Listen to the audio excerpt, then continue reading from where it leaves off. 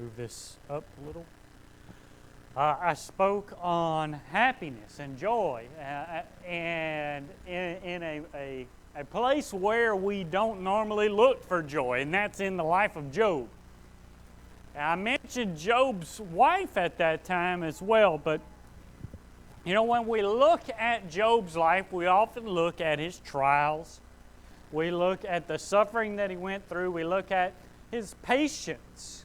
And like we did last time, we even looked at his joy.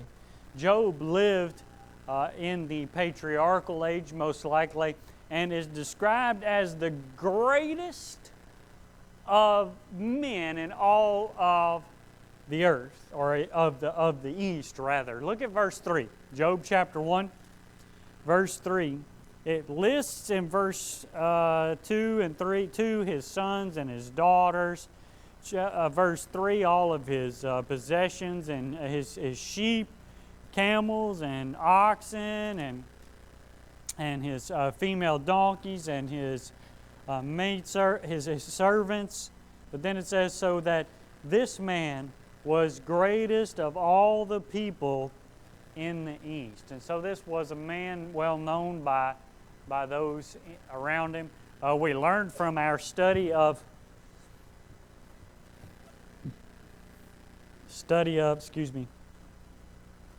his happiness.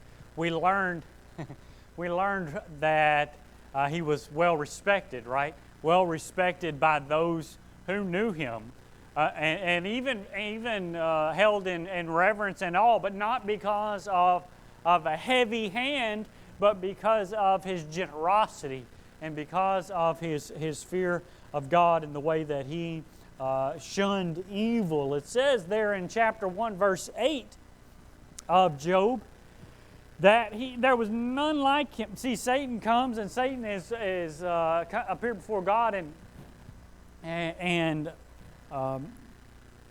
he says to the Lord that he has been going to and fro in the earth and walking up and down. And the Lord says to Satan, have you considered my servant Job? There is none like him on the earth, a blameless and upright man who fears God and turns away from evil. So there's nobody else like Job.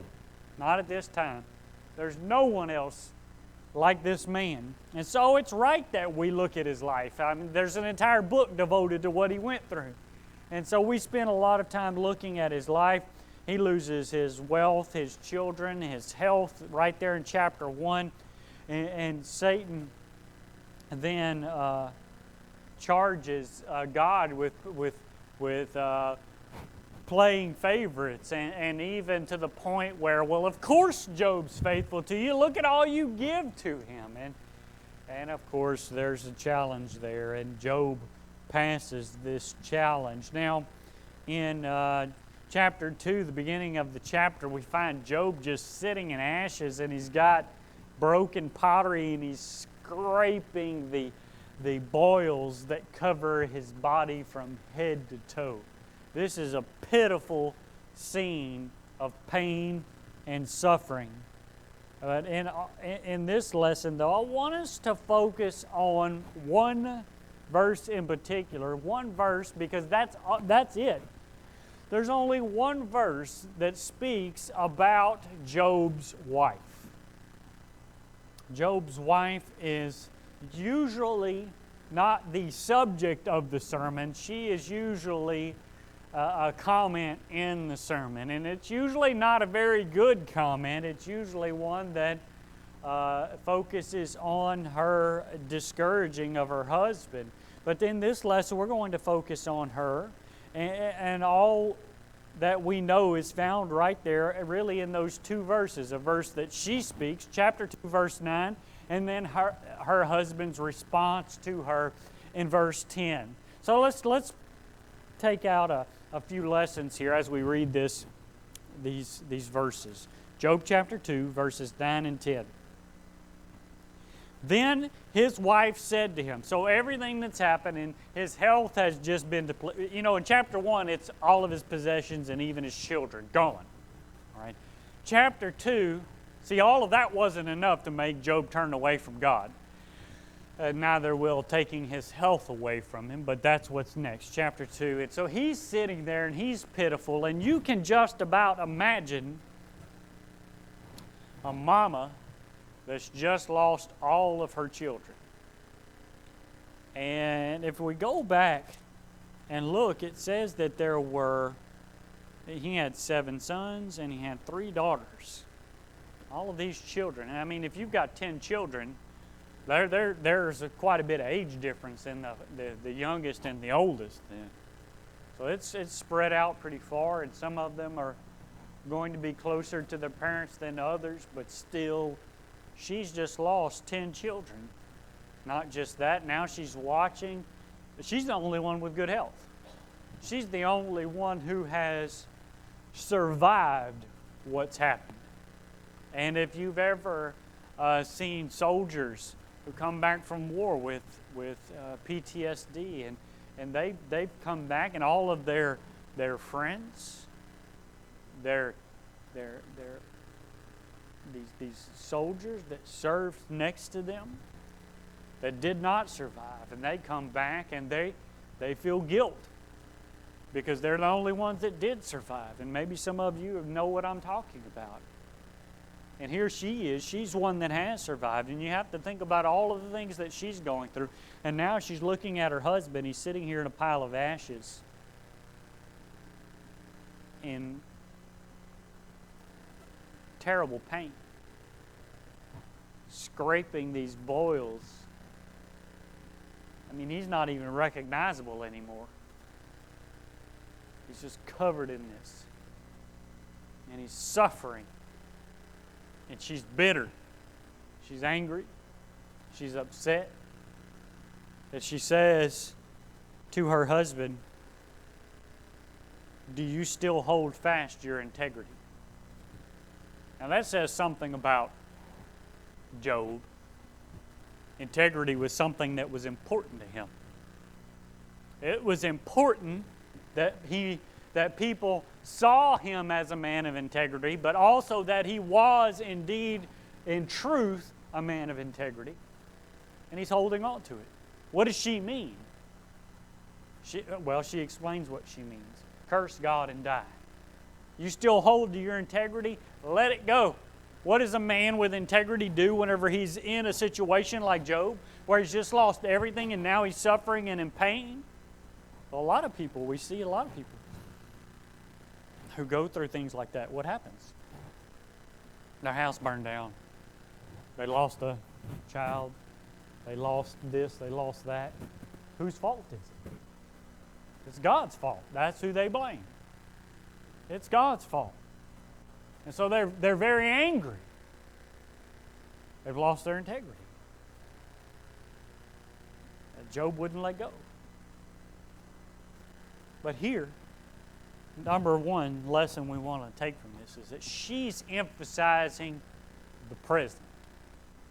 She's focused on the right here and the right now. Now, if anybody's ever been in a whole lot of pain, you know it's hard not to focus on the right here and the right now, because it's clouding your mind, and that's all you can. But it was not all that Job could think about, which is absolutely amazing.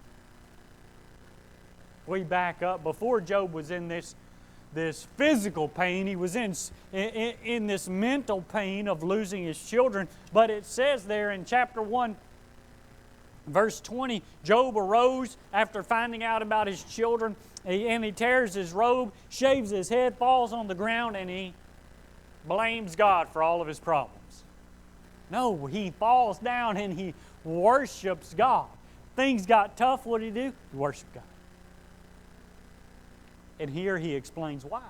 Verse 21, naked I came from my mother's womb, and naked I shall return. The Lord gave, and the Lord takes away. Blessed be the name of the Lord. What an attitude. And I dare say that he would continue to say this very thing after the physical pain comes upon him. Verse 22 tells us that in all this, Job did not sin or charge God with wrongdoing. But his wife is focused on the here and now. She's grieving, and she's focused on the present. Job's wife's attitude is basically God has taken everything away from us. She's concerned with that here and now. She's lost 10 children. She's lost all of her wealth. She has now a sick husband to have to look at and see him in that pain. And there are too many of us who place emphasis on the here and the now, just like Job's wife, on the job that we have, on the money, the way we spend our money. These things are important, but they should not be the top of the list. They shouldn't be where all of the emphasis of our life. What if you lost all of that tomorrow? Where would you be? And that's where Job is right now. Would we respond the same way that Job's wife did? Now, Job's attitude was the opposite. And I just read that in chapter 1, verse 21. The Lord gives, the Lord takes away. Paul in 2 Corinthians chapter 4. 2 Corinthians chapter 4, verses 16 through 18, he writes, "Therefore, we do not lose heart. Even though our outward man is perishing, yet the inward is being renewed day by day. For our light affliction, which is but for a moment, is working for us a far more exceeding and eternal weight of glory. While we do not look at the things which are seen, but at the things which are not seen. For the things which are seen are temporary, but the things which are not seen are eternal." If Paul could speak to Job's wife, this would fit perfect, right? She's focused on the here and now, on the things that are temporal. And what does Paul say? Paul is saying, focus on the things eternal. What's Job doing? Job is focused on his integrity, being right in the sight of God. Paul also wrote, "For we brought nothing into this world, and it is certain that we can carry nothing out." 1 Timothy chapter 6, verses 6 through 8. So she was too focused on the present life. From her statement also we can see that she, number 2, ridiculed her husband. She ridiculed her husband. Look back again with me at the text. It says, "Do you still hold fast your integrity?" Now, she didn't say it like I did. Do you still hold fast your integrity? No, it's more of anger. It's more of, do you still hold fast your integrity? Did that come across right, Tim? that sound about right? How can you? After all that God has done to you, how can you curse God and die? But no, that's and so in the time when Job needed encouragement, he found discouragement. And while we can make excuses for Job's wife and how difficult it was for her as well, we face difficulties. We're going to face difficulties. And no matter how difficult your life gets, sin, if we sin as a result of it, there's no excuse. We can't just come before the judgment day and before Jesus on His throne and say, well, it was just too hard. It was just too hard. Death and life are in the power of the tongue, and those who love it will eat its fruit. Solomon wrote in Proverbs chapter 18, verse 21. Paul warned to the church at Colossae, he said, "Let your speech be always with grace, seasoned with salt, that you may know how you ought to answer each one." That word in there, so very important. Always. Always. Even when you just lost 10 children. Even when you just lost all of your wealth. even when things are so difficult, especially when things are so difficult. There's a man whose name occasionally I forget, but I will never forget him and his wife. When I first met him, his wife, Miss Alma, actually I guess it was pronounced Alma Denman, she was in a nursing home. I never knew her outside of a nursing home. And her husband visited her daily. His name was Walter. They were both members of the church. And Walter's wife died a few years after I'd met them. He was always faithful to services. Walter's wife died, seems like it was on a Tuesday. His house burned down on Friday.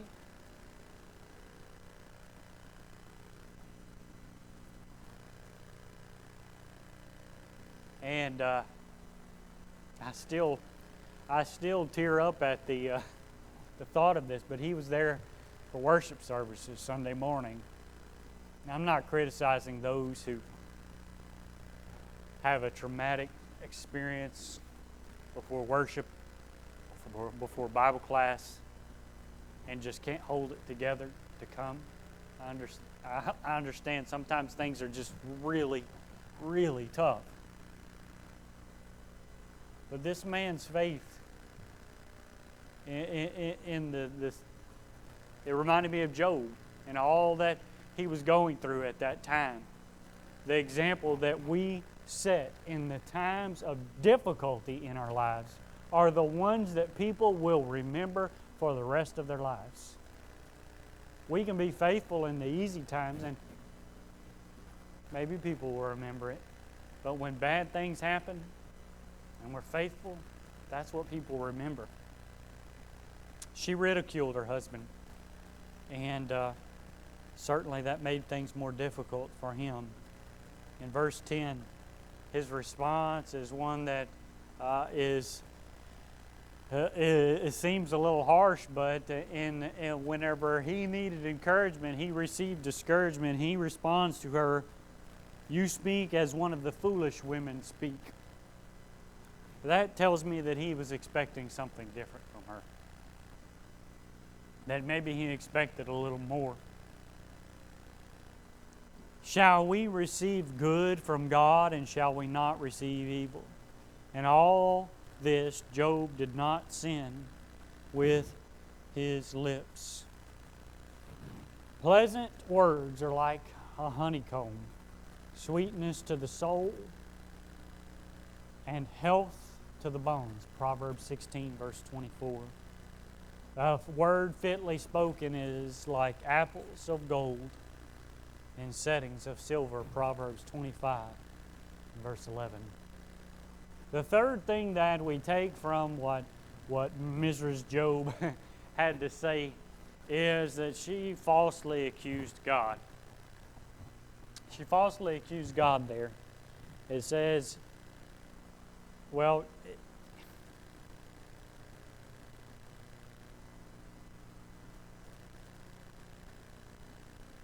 look at her statement.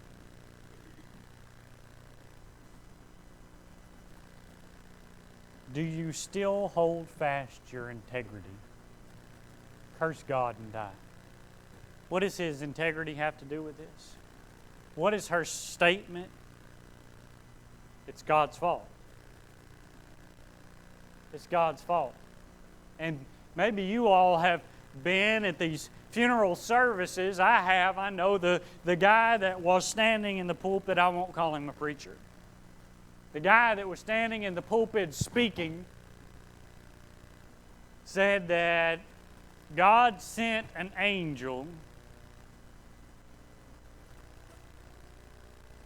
into the vehicle with my cousin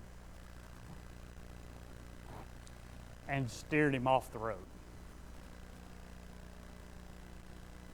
even though my cousin was drunk.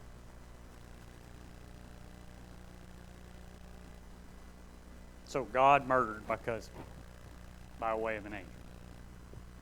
You know, we make choices, even if you're not drinking. There's a curve coming up. I can choose to speed up, slow down, stay the same speed, pay attention, read a text message. These are all my choices to make. God didn't take His life. We make these choices. There are many today who falsely accuse God. They blame God for their condition. They blame God for their misfortunes. They blame God for the deaths of loved ones. But God is not the cause of suffering in this world. Sin is. And God is certainly not the cause of sin. James chapter 1, verses 12 through 17. You know, Jesus in Matthew chapter 5 stated that God makes His sun to rise on the evil and on the good, and His rain to fall on the just and the unjust. Fourth and finally, she served Satan's purpose. I've said this before, but discouragement is one of Satan's greatest tools. And when she did that, she became one of Satan's tools to discourage her husband. Thankfully, it did not work against Job. But look at throughout history all of the different people in the Scriptures who Satan used. Satan works through people. Satan, through Eve, tempted Adam. Genesis chapter 3. What about Satan using Judas in Matthew chapter 26? Or using Peter to try to hinder Jesus, Matthew 16.